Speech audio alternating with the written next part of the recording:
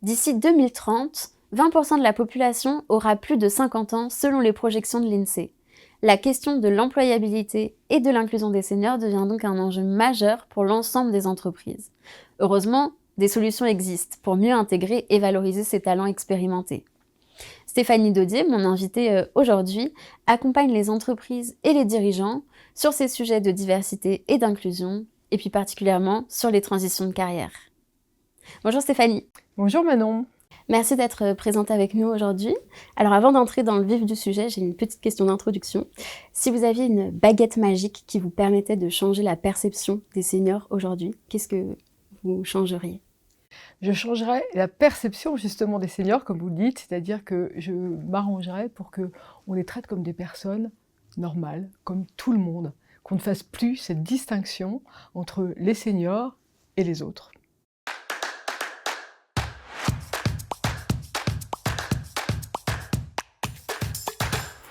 Stéphanie, vous travaillez sur les questions justement d'inclusion et de diversité. Pourquoi aujourd'hui est-ce que l'inclusion et l'employabilité des seniors, ça devient des enjeux essentiels ? Je crois que vous avez déjà donné une première idée dans votre introduction. La population vieillit. La première raison, c'est une raison démographique. La population vieillit.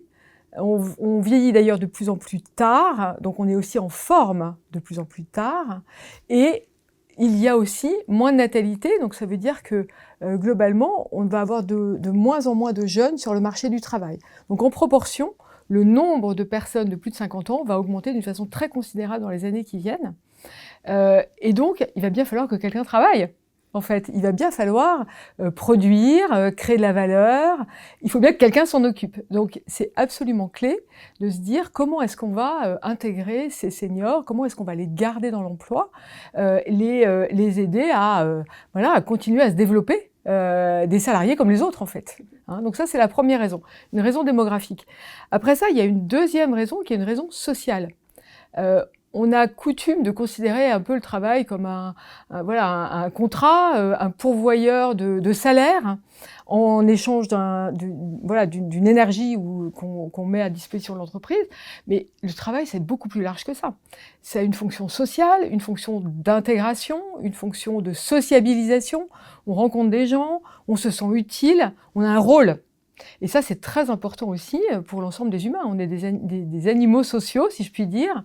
On aime être ensemble et il faut qu'on ait un rôle dans tout cet ensemble d'êtres humains qui vivent et travaillent ensemble. Donc ça, c'est la deuxième raison. Il y a une raison financière aussi. Alors, on a évoqué un petit peu de loin, mais les sujets de performance de l'entreprise, il faut bien que quelqu'un produise, que ce soit de la valeur intellectuelle, que ce soit des objets, du matériel, etc. Mais il faut bien que quelqu'un s'en occupe, donc on a besoin de personnes pour travailler, mais on a aussi besoin de financer la vie, les retraites, la vie de nos concitoyens une fois qu'ils ont quitté le monde du travail. Donc, est-ce qu'on veut se priver de personnes qui vont aussi contribuer et cotiser pour l'ensemble de la société ou pas ? Je pense que c'est une bonne question. Voilà, donc je crois que chacun a son rôle à trouver. Donc, moi, je vois trois grandes raisons majeures: démographie, financière et de rôle dans la société, en fait, d'inclusion dans la société. Stéphanie, je voulais aborder un deuxième point avec vous aujourd'hui, c'est la question des défis ou des obstacles qui peuvent être parfois rencontrés par les seniors lorsqu'ils souhaitent évoluer ou changer de carrière. Quels sont-ils ? Alors, le premier qui me vient à l'esprit, c'est l'agisme. Ce sont ces préjugés et ces stéréotypes qu'on inflige à cette catégorie de personnes, et donc qui sont liés à l'âge. Donc, c'est par exemple de dire ah oui, cette personne, elle est trop avancée dans sa carrière, elle est plus très motivée, ou elle n'a pas très envie d'apprendre, ou pas très flexible. Voilà, des choses comme ça. Donc ça, c'est une première. Un premier point qui est assez important parce qu'en fait, ça a une incidence sur la façon dont on est perçu et donc dont on est évalué, dont on est intégré dans les équipes, etc. Agisme. La deuxième chose, c'est l'auto-agisme. On y reviendra peut-être tout à l'heure. C'est finalement finir par s'approprier soi-même ces stéréotypes et finalement se dire, bah oui, moi, à 55 ans, je suis pas très bonne en digital, quoi. Je vais pas y arriver à apprendre l'intelligence artificielle et à me servir de ChatGPT. Voilà. Donc ça, c'est l'auto-agisme. Et puis, la troisième chose, c'est la réalité des discriminations dont ils font état dans diverses recherches. Il y a pas mal de sondages sur le sujet et qui montrent qu'il y a à peu près 30 à 35% des seniors qui se sentent discriminés sur le lieu de travail et qui vont avoir des effets vraiment concrets. Par exemple, se sentir mis à l'écart des plans de formation, se sentir à l'écart soit de promotion, soit de projets un peu stratégiques. Ne pas être, ne pas se sentir vraiment considéré de la même façon que les autres salariés et les collègues. Voilà, donc ça, je dirais que ce sont les trois éléments qui me paraissent les plus criants, présents. Est-ce qu'il n'y a pas aussi un autre enjeu, défi qui est lié plus à la façon dont ils vont se percevoir eux-mêmes? Pour vous donner un exemple, c'est courant d'entendre des seniors dire non, je ne vais pas me former parce que dans 2 ans je suis à la retraite, ça ne sert à rien. Oui, ça me donne envie de crier. En fait, on a besoin de se former tout le temps. Alors, il y a 2 choses. La première, c'est qu'effectivement, il y a aussi cette attitude de se dire, bon, oh, ça va, 3 ans, 5 ans, c'est pas grave, je vais attendre. Mais c'est hyper long. Déjà, quand j'entends des gens qui disent ou qui pensent que à 50 ou 55 ans, sa carrière est finie, quand on a 50 ans, on a encore 15 ans à travailler. 15 ans! Un tiers de sa carrière. C'est incroyable, donc c'est énorme. Bon, donc bref, se mettre dans des positions comme ça de retrait, je pense que c'est vraiment dommage. Et puis, la deuxième chose, c'est que en fait, la vie ne s'arrête pas le jour où on est à la retraite. C'est une grosse blague. C'est-à-dire que le jour où on est à la retraite, on a aussi envie de continuer à contribuer, à faire des choses, à avoir du sens, à peut-être s'intéresser à la politique ou à des associations, etc. On a besoin de compétences. Donc, il faut continuer à les acquérir, ces compétences. Voilà. Donc, moi, mon travail, en fait, j'ai un programme d'accompagnement des seniors qui s'appelle la rébellion. Donc, c'est vraiment cette idée de se rebeller contre l'agisme et l'attentisme. Et on accompagne ces seniors, justement, à reprendre les choses en main. Ils ont beaucoup plus de pouvoir qu'ils ne le croient. Et donc, c'est aussi clarifier le fait que les compétences qu'on acquiert au travail, c'est aussi des compétences qui nous servent dans la vie de tous les jours, finalement. C'est pas que professionnel. Absolument, absolument. Et puis, elles vont nous servir encore longtemps. Et puis, on en a aussi besoin pour s'intégrer dans l'entreprise et dans la société, pour avoir son rôle, en fait, tenir son rôle. Troisième point, justement, comment est-ce qu'on surmonte ces obstacles? Qu'est-ce qu'on peut mettre en place pour favoriser l'inclusion et l'employabilité des seniors? Alors, je pense qu'il y a plusieurs niveaux d'action. Il y a des actions qui sont à faire vraiment au niveau des entreprises, qui peuvent s'engager vraiment pour leurs équipes, pour les seniors dans leurs équipes, en d'une part luttant contre les biais et les stéréotypes, c'est-à-dire organiser des formations ou des conférences pour aider les gens à comprendre en fait que ce ne sont que des idées préconçues et pas une réalité. Ça, c'est la première chose. La deuxième chose, c'est de vérifier que dans les processus de recrutement, d'évaluation, de formation, on n'a pas de biais. On fait attention à ce que tout le monde, à ce qu'on propose à tout le monde des formations, etc. Donc, qu'on traite chacun finalement comme un membre à part entière de l'équipe, quel que soit son âge.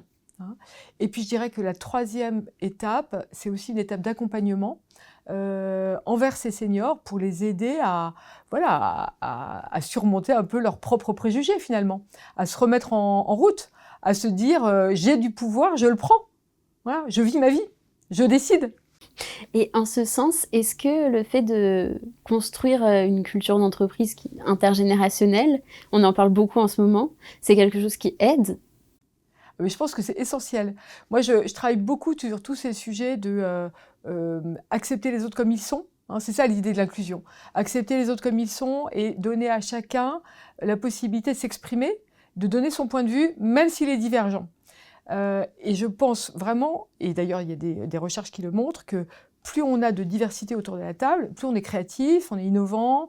Voilà. Donc il faut s'écouter pour ça. Donc, bien sûr, les générations existent d'un point de vue d'âge, mais on a intérêt à chercher ce qui nous ressemble, ce qui nous rassemble, ce qui nous rassemble, on a aussi intérêt à essayer de comprendre le point de vue de l'autre et de comprendre en quoi cette différence-là va nous aider finalement. Je crois qu'on a à s'enrichir mutuellement. Ouais, c'est ça. Voilà, donc moi, je ne crois pas beaucoup à la guerre intergénérationnelle, je crois plutôt au fait qu'on a beaucoup de choses à s'apporter mutuellement et à apprendre les uns des autres.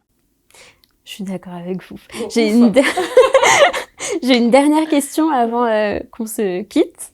Tout à l'heure, en off, on parlait de cette vidéo et vous m'avez dit qu'il y avait aussi beaucoup d'émotions derrière cette question de l'employabilité des seniors, de leur inclusion. Pourquoi ? Alors, il y a beaucoup d'émotions parce que tous ces sujets-là, je pense, touchent à l'identité. C'est-à-dire comment moi je me perçois et quelle est l'identité que je projette au monde. Donc, on voit que cette identité, elle évolue. Si je vous donne un exemple très concret qui est le mien, moi aujourd'hui j'ai 62 ans. Quand j'avais 34 ans et 3 enfants, pour moi c'était super important d'être perçue comme une professionnelle, maman de 3 enfants qui gère. Bon.